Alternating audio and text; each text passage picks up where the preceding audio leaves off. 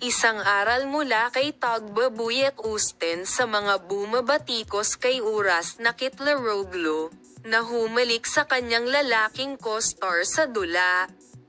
Kamakailan, ang paghalik niya sa kanyang male co-star sa theater play na pinangalanang Shakespeare in Love, kung saan siya ang gumanap sa nangungunang papel, ay nasa agenda.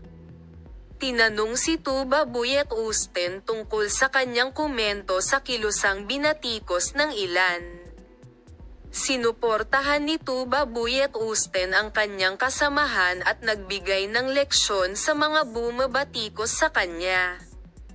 Tulad ng alam mo, si Uras Kitlaroglu, na pumasok sa ating buhay kasama ang serye sa TV na Dirty Seven at nagkamit ng katanyagan sa mga pagbabagong pinagdaanan niya sa paglipas ng mga taon, ay isa sa pinakamadalas na binanggit na mga pangalan sa mga nakaraang panahon.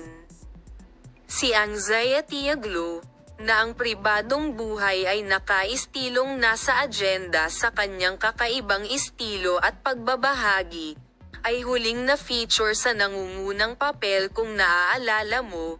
Nakakuha siya ng pansin sa isang seksyon mula sa dula ni Shakespeare sa pag-ibig na nalik sa social media.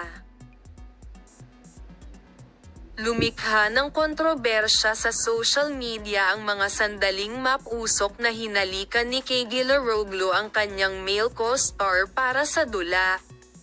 Ang mga imahe, na nakita ng ilang tao na kakaiba, ay natagpuan din ng iba na medyo natural. Ang isyu ng paghalik sa parehong kasarian para sa isang papel ay tinanong sa maraming aktor pagkatapos ng trending na video ni Uras na Kitlaroglu. Sa pagkakataong ito ay si Tagbabuyat Usten na. Si Tagbabuyat Usten, na kamakailan ay nakita ng mga mamamahayag na hindi nag-iingat sa pagitan namin, ay parehong sumuporta sa kanyang kasamahan at nagbigay ng kaunting aral sa mga bumabatikos sa kanya.